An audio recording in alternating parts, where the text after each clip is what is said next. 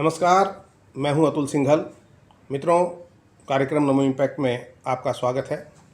आज के इस पॉडकास्ट में हम बात करेंगे विकसित भारत 2047 की, आर्टिफिशियल इंटेलिजेंस की और इसके साथ कई दूसरे मुद्दों पर। हमारे साथ हैं श्री दीपक सिंघल साहब। दीपक सिंघल जी वरिष्ठ आईएएस अधिकारी हैं जो उत्तर प्रदेश काडर के 1982 बैच के अधिकारी रहे हैं, प्रमुख सचिव और मुख्य सचिव रहे हैं उत्तर प्रदेश में। 37-38 साल का दीपक सिंघल साहब का एक जो कार्य क्षेत्र रहा है, उन्होंने विभिन्न मंत्रालयों में विभिन्न तरीके से कार्य किया है। और ख़ास बात यह है कि पिछले 3 साल से वो एक चिंतक के रूप में, थिंक टैंक के रूप में कार्य कर रहे हैं। काफ़ी सारे उन्होंने डॉक्यूमेंट्स और रिसर्च के वर्क तैयार किए हैं जो हमने देखा उनके साथ। लगातार वो शोध कर रहे हैं अलग अलग विषयों पर। कार्यक्रम नमो इम्पैक्ट के इस पॉडकास्ट में आपका बहुत बहुत स्वागत है सिंघल साहब। नमस्कार। नमस्ते अतुल जी। नमस्ते सर। सबसे पहला सवाल मेरा यही कि 2047 में भारत को विकसित करने का एक विज़न लेकर चल रहे हैं प्रधानमंत्री, उसको किस तरीके से देखते हैं आप? नहीं, देखिए, हमारे माननीय प्रधानमंत्री जी का विजन पूरा विश्व देख रहा है। हम लोग क्या देख रहे हैं, पूरा विश्व देख रहा है। और जैसे आपने कहा कि पिछले 3 वर्षों से मैं चिंतक के रूप में अकेला नहीं हूँ। मेरे साथ मेंटरशिप प्रोफेसर कपिल कपूर और करीबन 200 प्रोफेसर्स, वाइस चांसलर्स और 83 देशों की यात्राएं, 1000 से ऊपर किताबें मैंने आपको यहाँ दिखाई जो इकट्ठी की हैं, जिसमें पहली पुस्तक थी हिंदू अमेरिका, जो अमेरिका हिंदू राष्ट्र था। तो ये सारे चीज़ें दुनिया में धरती पर जाके देखी कि कैसे धरती पे क्या था। श्रीमद् भागवत में जो लिखा है वो भी, उसका भी एक बेसिकली एविडेंस बेस्ड, साक्ष्य के बेस पे अगर हम लोगों ने उसका चिंतन करके उसके चीज़ें निकाली हैं। तो जो माननीय प्रधानमंत्री जी ने 2047 के जो विकसित भारत का लक्ष्य है, विकसित भारत के अनेकों कंपोनेंट हैं जो वो समय समय पर वो विभिन्न पब्लिक प्लेटफॉर्म्स में, कभी पार्लियामेंट में, कभी लाल किले पर, कभी किसी अभी ए समिट वहाँ पर अपनी मन की बात के प्रोग्राम में तरह तरह की भावना वो व्यक्त करते हैं अपने अनुभव के आधार पर कि जो भारत के लिए होना चाहिए, जो भारत के सपना है। सर, विकसित भारत क्या है? मतलब जो परिकल्पना लेकर चलते हैं, तो कैसे एक देश की क्या परिकल्पना होनी चाहिए जब उसको विकसित हम बोलते हैं कि ये देश विकसित है? देखिए, उसके इंडेक्सिंग, विकसित भारत के लिए कोई इंडेक्सिंग है। और इंडेक्सिंग करना कोई ज़रूरी नहीं है। जो इंडेक्सिंग आज वेस्टर्न कंट्रीज़ कर रही है वो भारत जैसे विशाल राष्ट्र के लिए हो। आपने देखा कि जैसे सिंगापुर से हम लोग भारत की तुलना करें, सिंगापुर तो जैसे आप जहाँ नोएडा में बैठे हैं, मेरठ डिवीज़न को कर देंगे तो सिंगापुर से छोटा हो जाएगा। तो भारत एक बहुत विशाल देश है, तरह तरह की भाषाएं हैं, तरह तरह के क्षेत्र हैं, 140 करोड़ की जनता है। पूरा मैं जहाँ मैं उत्तर प्रदेश में, जहाँ मैं चीफ सेक्रेटरी था, वहाँ वाली पूरा उत्तर प्रदेश के में पूरा यूरोप समाप्त हो जाता है जी, जिसमें 26 देश हैं। मैं सभी देशों में गया हूँ। तो विकसित भारत एक बहुत बड़ा लक्ष्य है। और उसके सबसे बड़ी जो जो बातें कही जाती है, सर्जन हिताय सर्जन सुखाय, ये सब विकसित भारत का अंग है। जो हमारे लिए मानवता में अच्छी, जहाँ मानवता के लिए अच्छी स्वास्थ्य हो, शिक्षा हो, सबको अच्छा पीने का पानी मिले, सबको अच्छे एम्प्लॉयमेंट अपॉर्चुनिटीज़ मिलें, स्किल अपग्रेडेशन मिलें, और मौके पर ही घर के पास काम मिले, घर के सबके हाथ में काम हो, ये सब विकसित भारत के अनेकों कंपोनेंट्स हैं। तो माननीय प्रधानमंत्री जी जो हमारी नदियाँ साफ़ हों, हमारे रिजर्वायर्स में अच्छा हो, जल का संरक्षण हो, स्वच्छता हो, जो मूलभूत रिक्वायरमेंट एक इंसान को जीने के लिए है, जो सदियों से चल रही है, जो हमारे रिलीजियस टेक्स्ट में लिखी हुई हैं, सनातन संस्कृति की, उसको मूलभूत जो धरती पे अवतरित हो जाए, ये विकसित भारत। मतलब रोटी कपड़ा और मकान के साथ साथ थोड़ा सुखमय और शांतिपूर्ण जीवन हो, और साथ में एक कोई शहर है वो रहने लायक हो, साफ सुथरा हो।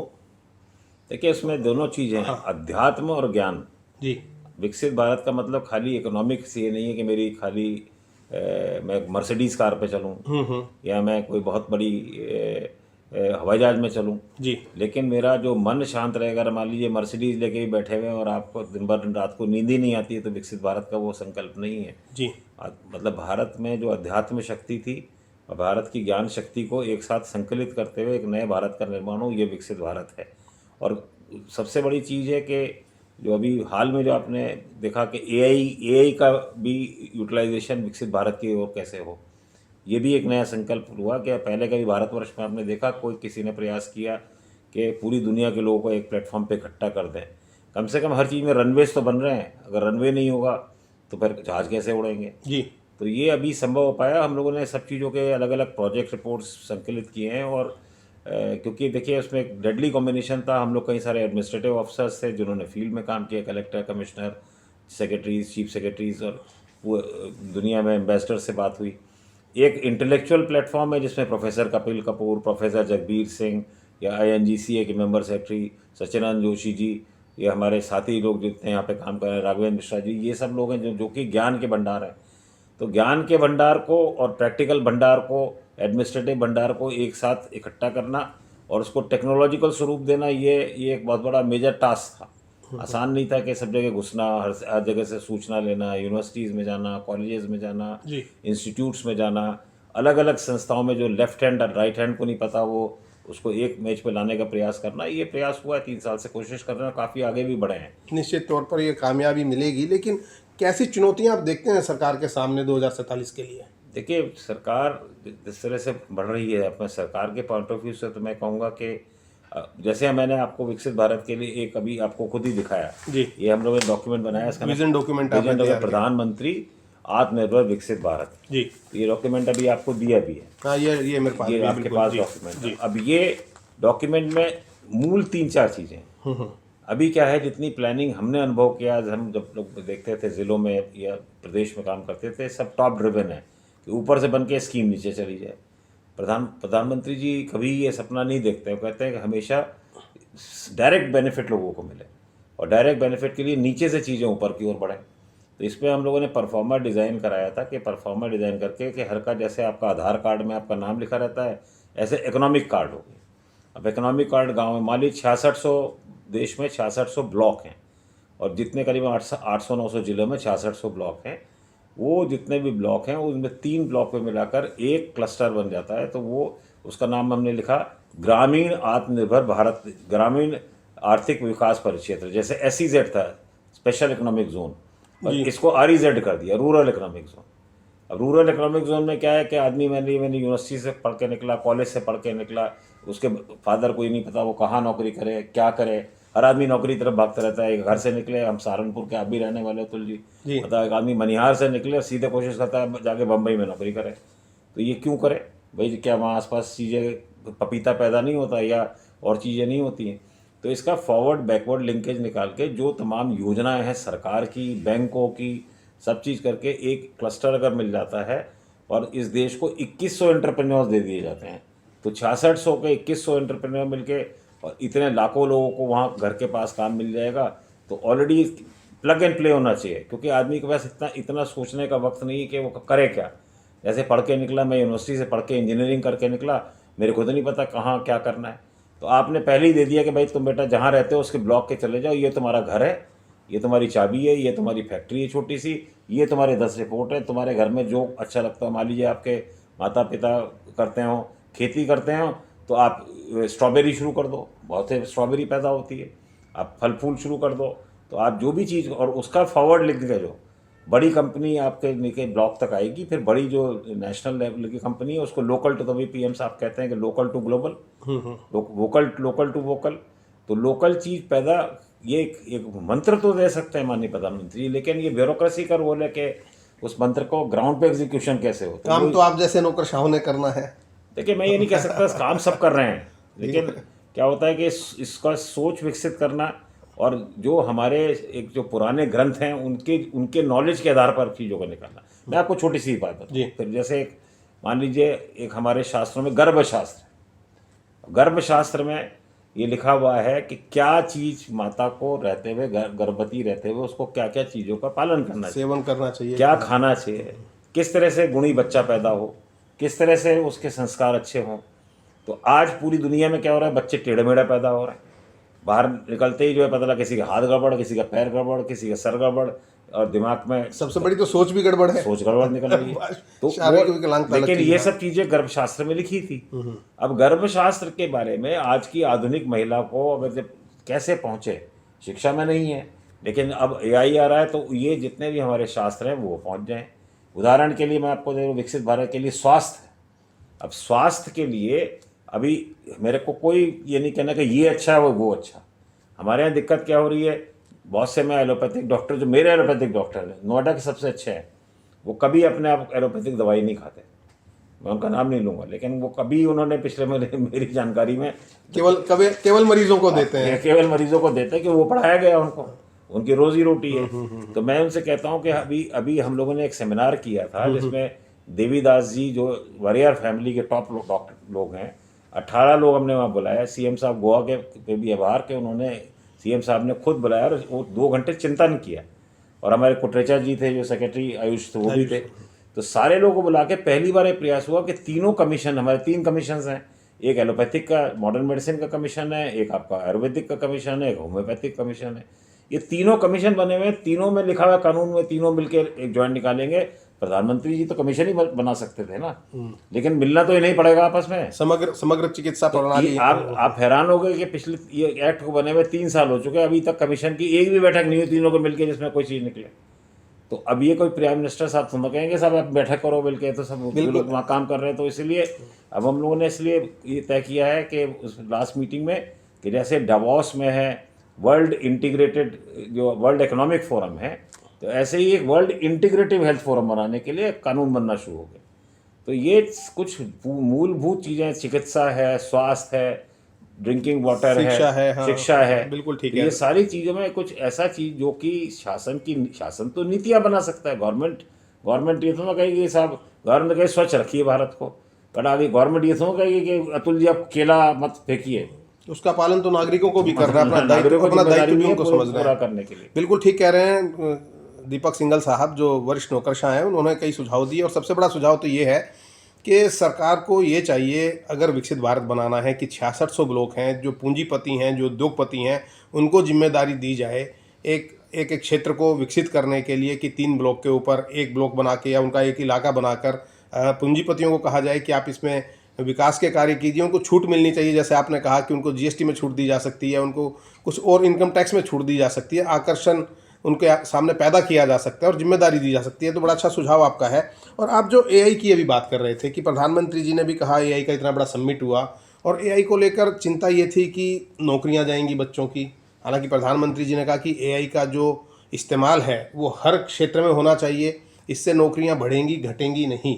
आप क्या देखते हैं एआई के बारे में? बड़ी चर्चा पिछले 10-15 दिन तक हम सुनते रहे एआई के बारे में। देखिए, एआई के बारे में अतुल जी मेरा स्पष्ट मत है कि एआई जो है दुधारू दो मुखी तलवार है। अगर उसी तलवार को बहुत अच्छी तरह से प्रयोग किया गया तो वो बहुत मानवता का कल्याण देगी, और अगर उसी तलवार को उल्टी तरह से प्रयोग हो गया तो गर्दन काट जाएगी सबके रख के जी। तो ये पहले समझने के लिए हम लोग उस पर भी, हमारे टीम जो है, जतीन ये आपके सामने बैठे हैं, और ये जितने बच्चों ने काम किया है, प्रधानमंत्री जी के 3 उसमें बात व्यक्तित्व में है कि हमारा भारत का एआई मॉडल अलग, विश्व में अलग हो, और वो मानव सिद्धांतों पर आधारित हो। मानव का उन्होंने वर्ड भी दिया। मानव का मतलब होता है जो उन्होंने कहा मॉरल वैल्यूज़ पे हो, एथिकल सिस्टम्स पे हो, अकाउंटेबल गवर्नेंस का हो, उसमें सॉवरेनिटी है। तो ये सारी चीज़ें उन्होंने पैरामीटर्स निर्धारित किए कि इस पैरामीटर से बनना चाहिए। अब सबसे बड़ी चीज़ है कि हमारा फैशन हो गया, हर नेता ने बोला साहब हम इस प्रदेश को एआई वाला बना देंगे, हम इसमें ये कर देंगे, वो कर देंगे। पहले एआई समझें तो चीज़ क्या है, एआई का मतलब क्या है। कभी आप लोग तो पत्रकार हैं, पहले आपस में इस बारे में बहस कराइए कि एआई का चीज़ों में मतलब क्या है। Knowledge bank. तो एआई का मतलब जो है, सबसे बड़ी चीज़ ये है कि एआई के कई कंपोनेंट्स हैं। अब एआई क्या चीज़ है, देखिए एआई क्या चीज़ है कि एक ज्ञान का भंडार जो डिजिटाइज्ड हो, वो डिजिटाइज भंडार जो मशीन के अंदर जाए, और मशीन ऐसी हो जो उसको प्रोसेस कर सके, उस मशीन को एक दिमाग की जगह। अब जैसे आप हैं तो ये एआई नहीं है, आप ह्यूमन इंटेलिजेंस हैं आपके अंदर, लेकिन जो आपके माता पिता ने सिखाया या आपने शिक्षा ली, तो आपकी दिमाग उस तरह से काम करेगा। आपका दिमाग जर्मन और फ्रेंच तो नहीं बोलेगा क्योंकि आपने सीखी ही नहीं है। बिल्कुल ठीक है। लेकिन मशीन जो है उसको जर्मन, फ्रेंच से लेकर सारी अफ्रीकन से लेकर सारी लैंग्वेजेस सिखाई जा सकती हैं। तो दुनिया का सबसे बड़ा जो भंडार है ज्ञान का, किसी भी विषय का, उसको क्लासीफाई करना, उसको लोकेट करना, उसको लोकेट करके फिर उसको अंदर मशीन के अंदर डिजिटाइज करना और उसको प्रोसेसिंग के योग्य बनाना, ये सबसे बड़ा एआई का रोल है। और इसमें शक्ति सबसे बड़ी भारत के पास ही है, ये ध्यान रखिए। ये चीज़ अभी ये ज्ञान का भंडार तो हो सकता है सिंघल साहब, लेकिन जो मशीन है वो तो अमेरिका के पास है, देखिए, जिसमें हम डाल रहे हैं, सब कुछ फीड कर रहे हैं। आप फिर वो सेकंड स्टेप आ रहे हैं, पहले प्रोसेसिंग वो सेकंड है, पहले अंदर क्या जाए। तो अंदर जो अभी क्या जा रहा है, अभी वेस्टर्न कॉर्पोरा जा रहा है। और वेस्टर्न कॉर्पोरा मतलब जो है, जो रिसर्च हुई, मान लीजिए न्यूयॉर्क में रिसर्च हुई, लंदन में रिसर्च हुई, ये सारे जितने रिसर्चेज हो रहे हैं, ये सारे के सारे उसकी रिसर्च डॉक्यूमेंट जो है वो पब्लिक इंटरनेट पे कोई नॉलेज है। तो मशीन वो चीज़ उठाती है जो पब्लिक डोमेन में अवेलेबल है। लेकिन हमारे देश में 26 संस्कृत विश्वविद्यालय हैं जो केंद्र सरकार के हैं। अगर उसका 26 विश्वविद्यालय के जो सारी डॉक्यूमेंट्स हैं, वो सारे के सारे जो अभी तक डिजिटाइज ही नहीं हुए, अभी हम जा रहे हैं मैन्युस्क्रिप्ट मिशन पे जा रहे हैं, ज्ञान भारतम जा रहे हैं, ऐसी चीज़ें जो हैं पहले उसको तो कर लें। जो बुक्स हैं या जो ज्ञान उसके अंदर जो है, ज्ञान है उनको डिजिटाइज करने का फॉर्मेटिंग होनी चाहिए। मैंने अभी हाल में शिक्षा मंत्रालय से भी निवेदन किया, लिख के इस बारे में कहा था, और हमने पूरा औपचारिक को भेजा है कि शिक्षा मंत्रालय एक सिर्फ अकेला मंत्रालय भारत सरकार का जो इस काम को कर सकता है, और कोई कर ही नहीं सकता। इतने IITs हैं, IIMs हैं, सेंट्रल यूनिवर्सिटीज़ हैं, सबको नोडल पॉइंट्स बना के एक सिस्टम होना चाहिए। अभी मेरे पास एक आदमी आए थे हैदराबाद से जी, उनके पिताजी करीबन 10,000 किताबें लीगल जूरिस्प्रूडेंस की छोड़ गए मरने से पहले, उनके पास पड़ी हुई हैं हैदराबाद में, प्राइवेट आदमी है। कहता था मैं क्या करूँ, मैं तो कूड़े के भाव बेच दूंगा, मैं तो समझ में नहीं आता क्या करूँ उसका। अब उसमें उसमें कहते साहब इसको कोई पढ़ ले, तो मैंने सुप्रीम कोर्ट के जज साहबान को कहीं को उसको शेयर किया। तो हर मुकदमा कोई पहले ज़माने में कोई IPC CRPC से थोड़ा तय होता था, या भारतीय दंड संहिता से थोड़ा होता था, गांव में पंचायत बैठती थी, तय हो जाता था। इस देश में 10 करोड़ मुकदमे से 5 करोड़ एक झटके में खत्म हो जाएंगे अगर उसको उन किताबों का पालन कर लें। तो हमारे को सोच ये करनी पड़ेगी कि इस AI का प्रयोग हम लोग किस तरह से करें। हमारे AI के कंपोनेंट क्या है। कंपोनेंट मैंने बताया, सबसे पहले ज्ञान भंडार, फिर उस डिजिटाइज उसको करना, फिर डिजिटाइज होने के बाद फिर सेकेंड कंपोनेंट आ जाता है कि उसको अंदर मशीन में जाने के प्रोसेसिंग करना। अब प्रोसेसिंग की क्षमता जिसको GPU कहते हैं, डाटा सेंटर अब बना रहे हैं। आज भारत में खूब डाटा सेंटर आ रहे हैं। आप ये मानसिक बेईमानी हुई कहना कि भारत डाटा सेंटर में GPU अपने बना लेगा। जो एनवीडिया कंपनी है जिसको जो बनाती है GPU में अमेरिका की, आपको 25 साल में भी उसके बराबर उसकी पूंछ पे भी नहीं पहुंच पाएंगे आप। मतलब इतनी तरक्की वहाँ पे होती है। इतनी ऑलरेडी इसमें रिसर्च बेस हो चुका है जो उसमें सॉल्व आज पूरी और वर्ल्ड के किसी और कंट्री नहीं जा पाई इसमें। जापान नहीं जा पाया, कोरिया नहीं जा पाया, कोई आदमी उस तरह का प्रोसेसर क्रिएट नहीं कर पाया। तो वहाँ चीज़ें जो चीज़ मेरी स्ट्रेंथ है मैं वो करूँ ना। मैं कहूँगा सब जैसे मैं चांद पे चढ़ जाऊँगा एकदम 1 मिनट में, कैसे चढ़ जाएंगे आप। या मान लीजिए पहले ज़माने में जब हमारी सारी विश्वविद्यालय जब हमारे थे, जब जल जला गए तक्षशिला वाले, उसकी नॉलेज को अगर रहती तो फिर ये स्थिति तो आती। तो लेकिन वो नॉलेज अब नहीं है। तो हमें ये दूसरा हमारा कहना है कि पूरे विषय में हम ये जो थ्योरी चल रही है ना कि हम ही महान है, ये गलत है। माननीय प्रधानमंत्री जी हमेशा कहते हैं इंटीग्रेटेड अप्रोच पे जाइए, भाई जो जिसका बेस्ट है उठाइए। आप मान लीजिए अब हमारी आयुर्वेद से कोई प्रिवेंटिव करिए, आपको प्रॉब्लम ना है इसके लिए करिए, आपको सोल्यूशन करिए।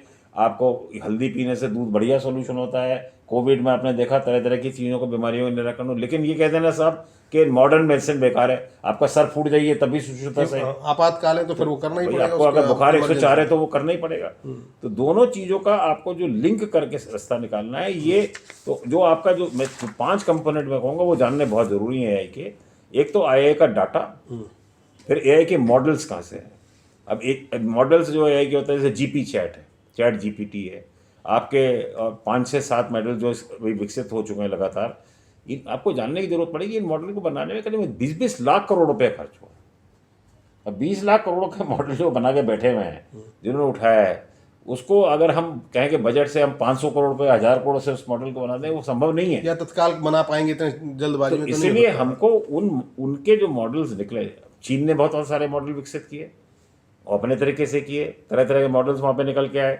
तीसरी उसके मॉडल को लाने के लिए हार्डवेयर की मशीन है।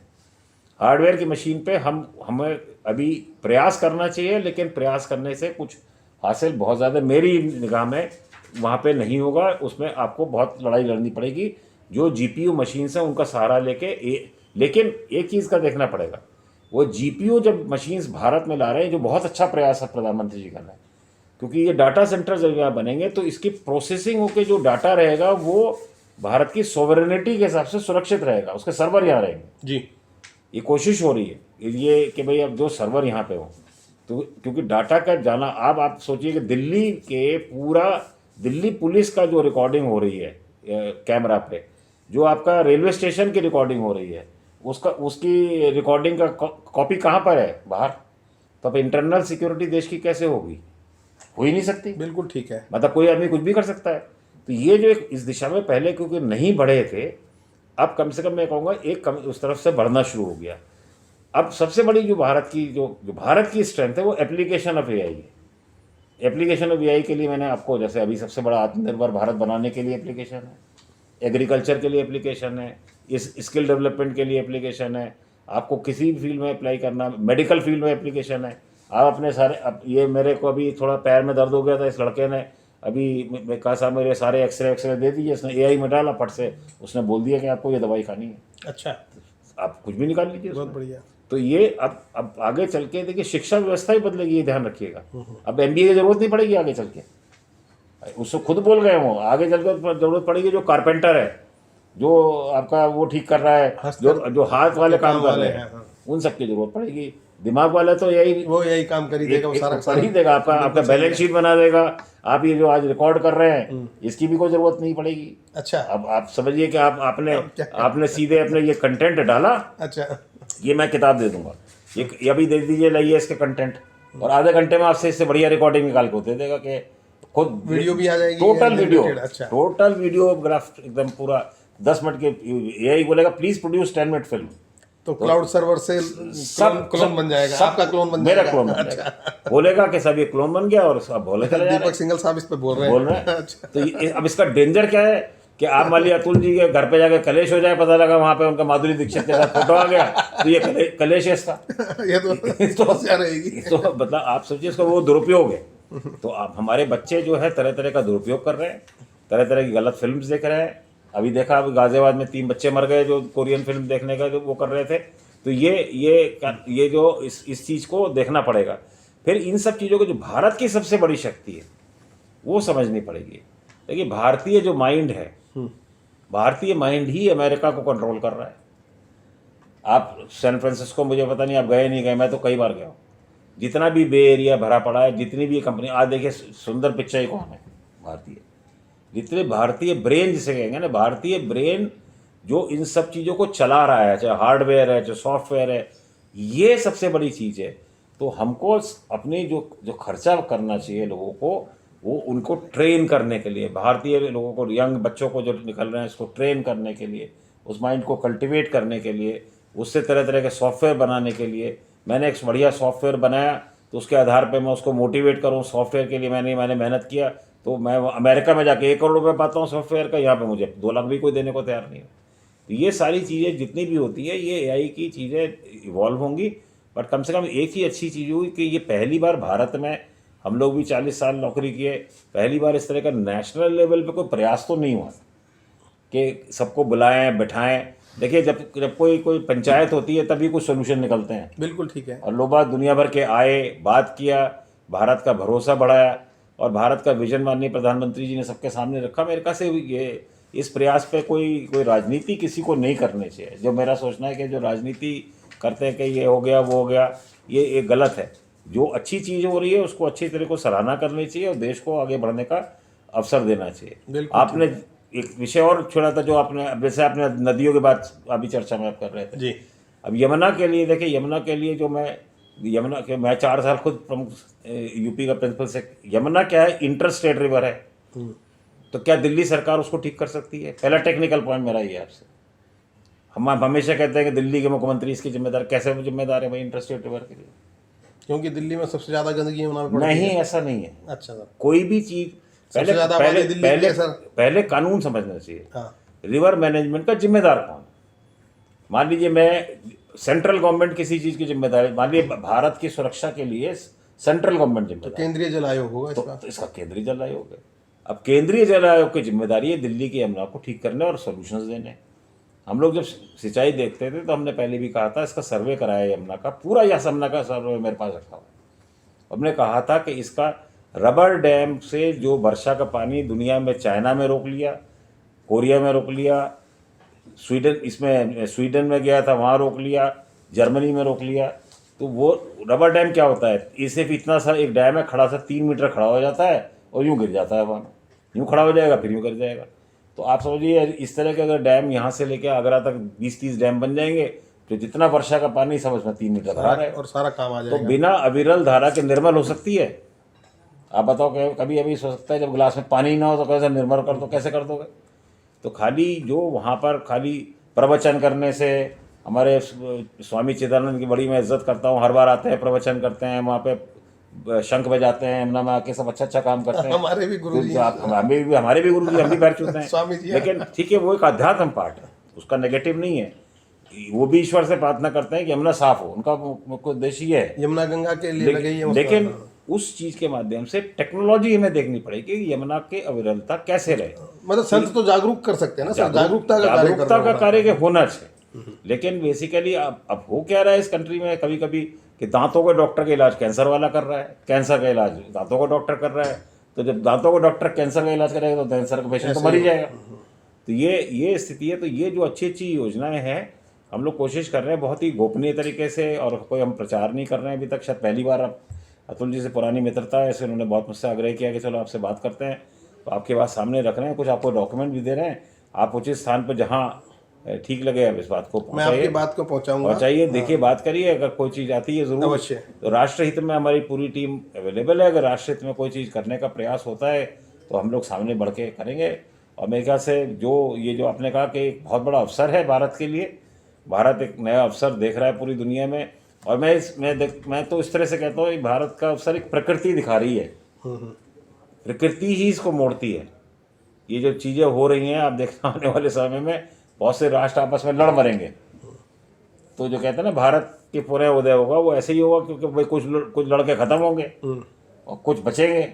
जो बचेंगे वो फिर अपना दुनिया में आगे तरक्की करेंगे। तो ये कई चीज़ें हैं जो, ये तो कुछ आइटम्स हैं, ऐसे आप सैकड़ों आइटम्स हमारे पास, मैं बिल्कुल समझ गया। 500 आइटम्स की हम लोगों ने इस तरह से इंडिविजुअल वो दिखाई दे रहा है जो है सिंघल साहब। और हमसे बात करने के लिए बहुत बहुत धन्यवाद आपका। धन्यवाद अतुल जी। दीपक सिंघल साहब जो वरिष्ठ IAS हैं, 1982 बैच के मुख्य सचिव उत्तर प्रदेश के रहे हैं। ज्ञान का भंडार है जैसे हमने उनको सुना, और मुझे लगता है कि ये जो हमने रिकॉर्डिंग किया है 2 या 3 हिस्सों में आपको दिखानी पड़ेगी, क्योंकि इतनी विषयों पर बात की है, कैसे विकसित होगा भारत, उस पर हमने बात की है, आर्टिफिशियल इंटेलिजेंस पे बात की है, शिक्षा और स्वास्थ्य के क्षेत्र पे, और कई विषय अनछुए रह गए। जैसे मैंने रोक दिया सिंघल साहब को कि विस्तार से बात बाद में करेंगे, कैसे सफाई हो, यमुना की सफाई हो। इसके अलावा सनातन धर्म और संस्कृति की जब हम बात करते हैं तो उस पर बहुत बड़ी रिसर्च सिंघल साहब ने की है, 83 देशों की यात्राएं की हैं, और उसके ऊपर भी पूरा एक विषय है। अगले जब हम साक्षात्कार करेंगे, अगला इंटरव्यू करेंगे, उसमें इसको दिखाएंगे। फिलहाल आप इसको इंटरव्यू को देखिएगा, हमारे चैनल को सब्सक्राइब कीजिएगा, और हम ये चाहेंगे कि जो सुझाव दिए हैं विकसित भारत के लिए वो सरकार तक पहुँचें। सरकार और जो इस वक्त पॉलिसी मेकर्स हैं और उसको इम्प्लीमेंट करने वाले अधिकारी हैं, वो इनको गहनता से इनको सुनें, इनको समझें और उस पर अमल में लाएं उनको। फिलहाल कार्यक्रम नमो इम्पैक्ट में आज इतना ही। अगले कार्यक्रम में फिर मिलेंगे। नमस्कार। नमस्कार अतुल जी, नमस्कार।